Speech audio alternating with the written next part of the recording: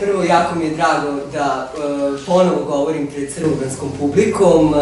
iz razloga što srbobranska publika nikada ne razočara one koji dođu u Srbobran, jer se uvek okupi u dosta većem broju nego što smo na to navikli, nažalost, i čak i u većim mestima. Druga stvar zbog koje mi je drago da sam ponovo ovde jeste da ponovo govorimo o Simi Ćosinu, autoru koji je svoj pripovedački postupak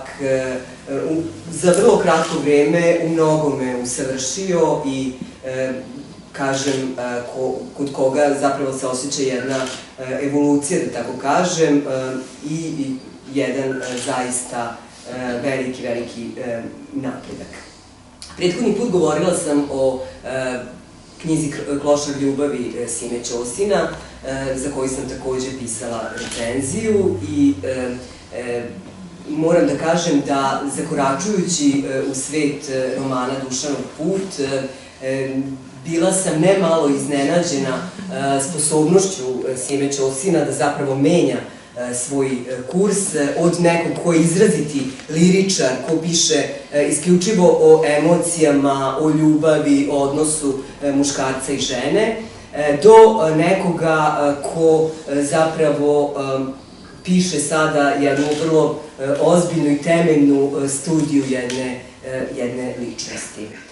Koliko god se roman Dušanov put razlikovao od knjige pesama Klošar ljubavi, toliko se on i razlikuje u odnosu na prethodne romane Sime Ćosina, dakle Kuća na prodaju i Slepački sokak. Prije svega po tome što ovoga puta radnja romana nije smeštena u malu, odnosno manju sredinu. Sima Ćosin se ne bavi generacijskim nekim ispitivanjima, da tako kažem, društva, ne ispituje istoriju određenih porodica, ne ispituje mentalitet jedne Palanke, naprotiv sada se fokusira na Dušana koji je nosilac radnje i prati zapravo njegov život od ranog detinjstva pa sve do momenta kada on doživljava zapravo svojevrsnu transformaciju. Dakle, pored razlike u onome što bismo rekli, što bismo nazvali prostorom, postoji takođe i razlika u samom načinu pripovedanja u odnosu na prethodna dva romana. Dok je u Slepačkom sokaku i Kući na prodaju Sima Ćosin se više bavio realističkim načinom pripovedanja, sada, dakle, stvara jednu, rekla bih, psihološku priču, gde zapravo nastoji da, opisujući glavnog junaka, opisujući njegove doživlje, odnose u koje on ulazi sa ženama i naravno međuljudske odnose koje sklapa sa drugim osobama, da zapravo da jednu punoću samome ovome liku. Mogli bismo zapravo reći da ukoliko su Slepački sokak i Kuća na prodaju zapravo na neki način bili romani prostora, romani varošice, kako bi se to u Banatu i u Vojvodini reklo,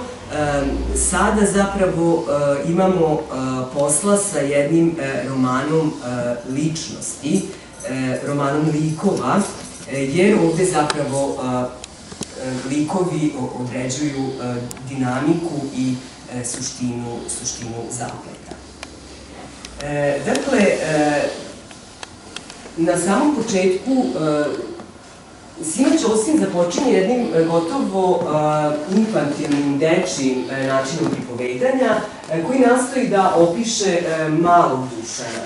da opiše njegova prva verovanja, prva ubeđenja, prve predrasude koje on dobija, prve sukobe sa, da tako kažem, neistomišljenicima, prve dečije borbe, da bismo postepeno shvatali da zapravo čitav Dušanov put, pa i možemo reći, ako bismo posmatrali na jednoj univerzalnijoj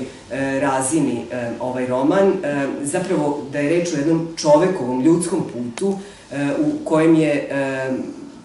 čovek zapravo u situaciji da se neprekidno bori, da se, dakle, opire onima koji nastoje da ga mimo njegove volje promene, da mu diktiraju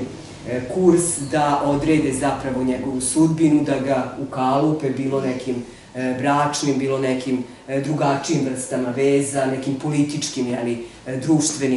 društvenim vezama. Dakle, junak se neprekidno opire takvom jednom modelu života i tu je možda od suštinskog značaja jedna rečenica koju autor romana Sima Ćosin pripisuje Dušanovoj majci, a koja glasi: ne možete niko naterati da uradiš nešto što ne treba. Dakle, nošen ovom lozinkom i ovom devizom, glavni junak se neprekidno kreće kroz jednu mrežu složenih međuljudskih odnosa u kojima nastoji da uradi dve stvari. Da što više uživa i što više iskusi od života, a pritom mislim na onu punoću života, na onaj hedonizam, na ono maksimalno davanje sebe drugima, a da sa druge strane ipak ostane svoj, da ostane neukalupljen i da ostane na onom putu koji je sam sebi odredio. To naravno nije lako i zbog toga se u glavnom junaku zapravo bore dva Dušana. Jedan, onaj kog sam malo pre pomenula, dakle epikurejac, hedonista, onaj koji želi da uživa u životu, koji voli žene, i drugi, onaj kontemplativni, misaoni, da tako kažem, Dušan, koji želi da se ostani, da razmišlja, koji je zapravo jedno biće koje odlazi samo na svoja putovanja, samo planira svoj život, koje mašta, koje ulazi i u neke momente snoviđenja, mesečarenja, dakle neke momente vlastite fantazije u kojima on ostvaruje neke vizije koje su, dakle, isključivo njegove i služe njemu na putu njegovog sazrivanja. Dakle, svaki čovek ima neke momente koji ga u životu određuju i koji zapravo u njegovom životu predstavljaju one ključne momente kada može da kaže: ja sada nisam više ono što sam nekada bio, sada sam na nekom drugom putu, na nekoj drugoj stazi. I to se naravno događa i sa glavnim junakom, sa Dušanom, i to u više navrata. I upravo na tim ključnim tačkama koje Sima Ćosin vrlo pažljivo markira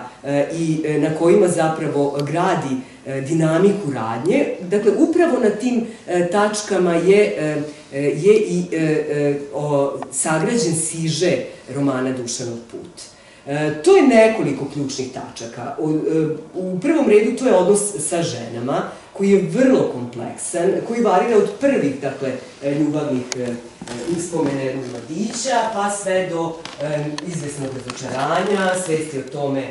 da prave ljubavi možda i nema ili da potraga još nije ni gotova, što bi se dalo zaključiti na osnovu intrigantnog kraja romana Dušanov put. Dakle, tu je nekoliko veza koje Dušan ostvaruje sa različitim ženama, od kojih je svakako najkompleksniji odnos sa jednom od glavnih junakinja, Anom, ali isto tako i sa drugim ženama. A na planu nečega što junak doživljava kao, možda je prejaka reč i možda je reč koja se vezuje za bajke, ali ja ću ipak upotrebiti na planu neke njegove inicijacije, zapravo najbolnija tačka predstavlja njegovo iskustvo u ratu i jeziva scena koju Sima Ćosin veoma uverljivo dočarava, dakle pogibija njegovog prijatelja Miloša, i to ne bilo kakva pogibija, nego zaista potresna scena na ratištu u kojoj zapravo njegov prijatelj nije ni doživeo smrt dostojnu junaka, vojnika, muškarca, čoveka na kraju krajeva, nego doživljava jednu zaista neljudsku, gotovo smrt iz horor filma. To je jedna, rekla bih, univerzalna gilgamešovska tema, da tako kažem, i To je trenutak kada se oko Dušana svet na neki način i menja i kada se njegovi parametri vrednosti zaista ozbiljno dovode u pitanje. On će u pismu Tanji zapravo opisati ovu scenu, dakle, iako je roman pisan u trećem licu, sama scena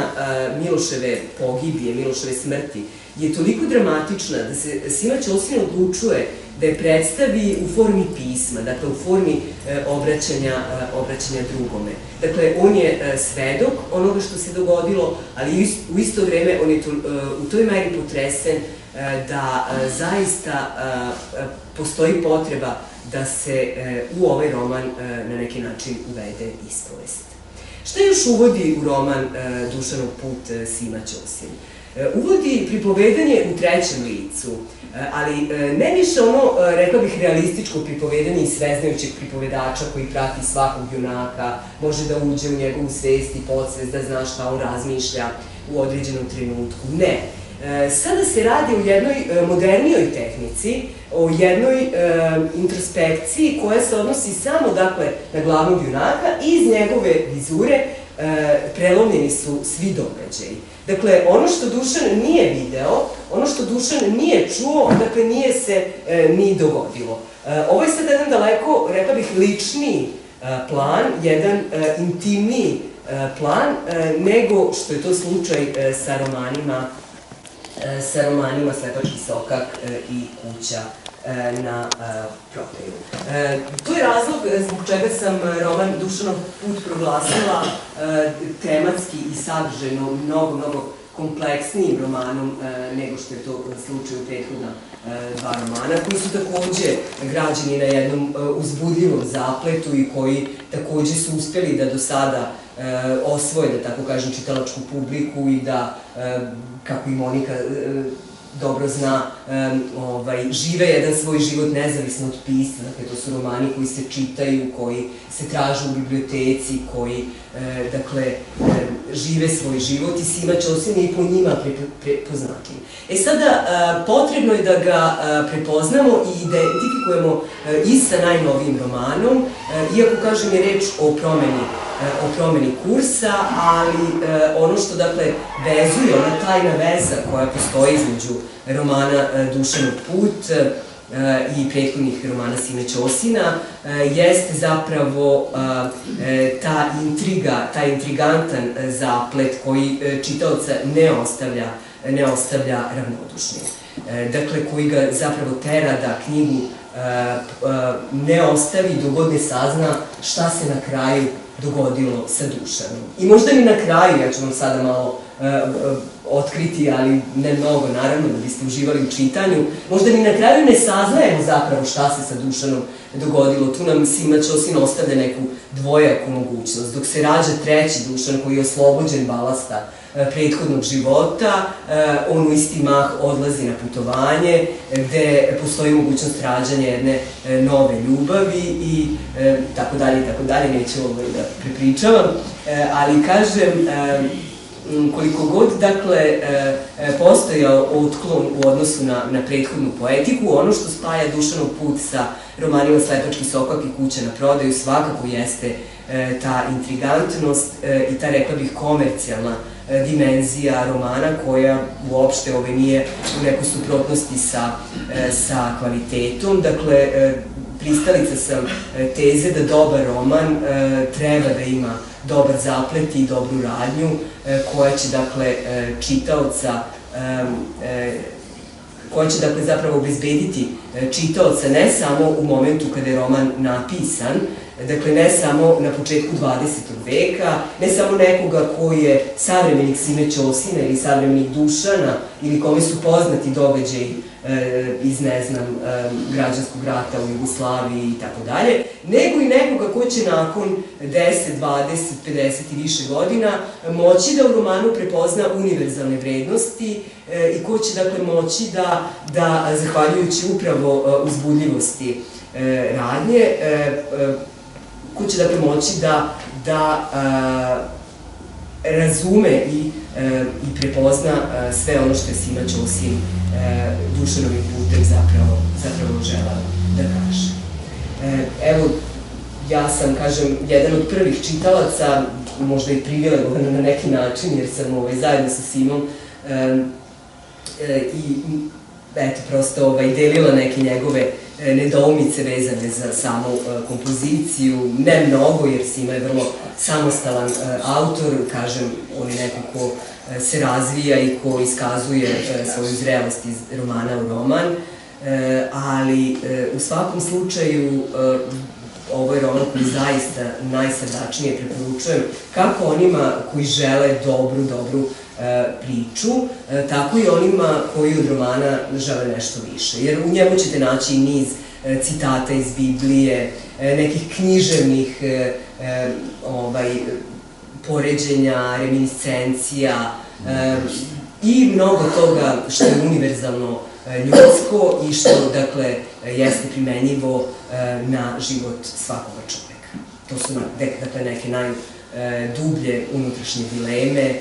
porivi, ljubavi, strasti i uopšte potrebe za onim što zapravo čini suštinu života svakog od nas. Eto, toliko.